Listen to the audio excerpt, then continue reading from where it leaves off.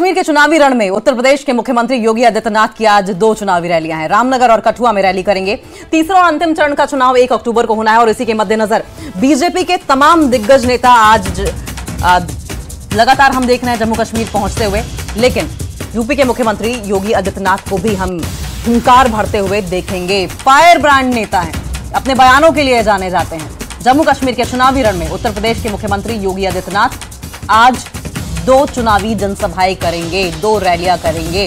रामनगर और कठुआ में चुनावी रैली होनी है।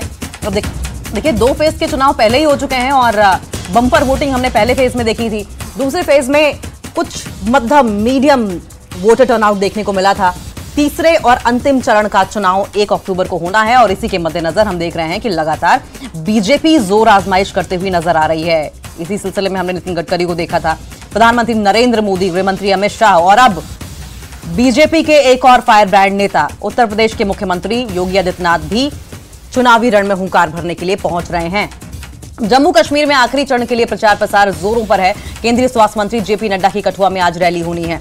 कठुआ में योगी आदित्यनाथ भी पहुंच रहे हैं, जेपी नड्डा की भी रैली होने वाली है। लेकिन बड़ी बात यह है कि जम्मू में प्रेस कॉन्फ्रेंस जेपी नड्डा की ओर से किया जाएगा। क्या कुछ जेपी नड्डा अपनी प्रेस कॉन्फ्रेंस में कहेंगे, इस पर सबकी नजरें बनी रहेंगी, क्योंकि जिस तरीके से पहाड़ियों को आरक्षण से लेकर और घोषणाएं गृहमंत्री अमित शाह की ओर से की गई थी, अब क्या इस प्रेस कॉन्फ्रेंस में जेपी नड्डा की ओर से भी कोई बहुत महत्वपूर्ण बात कही जाती है, इस पर सबकी निगाहें टिकी रहेंगी। 3rd फेज का चुनाव बाकी है और ऐसे में बीजेपी की कोशिश कम से कम ये रहेगी कि जनता के दिलों तक पहुंचा जाए, जनता के बीच पहुंचकर जनता के मन को टटोला जाए और उसी हिसाब से अपनी रणनीति तैयार की जाए। इससे पहले भी हमने देखा है कि किस तरीके से फायर ब्रांड नेता, तमाम सीनियर लीडर्स पहुंचने शुरू हुए थे, स्टार कैंपेनर्स पहुंचने शुरू हुए थे जम्मू कश्मीर में। और इसी बात से हम अंदाजा लगा रहे हैं कि अब की बार जो स्ट्रेटेजी बीजेपी की दिखाई दे रही है, अग्रेसिव स्ट्रेटेजी दिखाई दे रही है, जिससे साफ पता चलता है कि जम्मू कश्मीर कितना इंपॉर्टेंट है।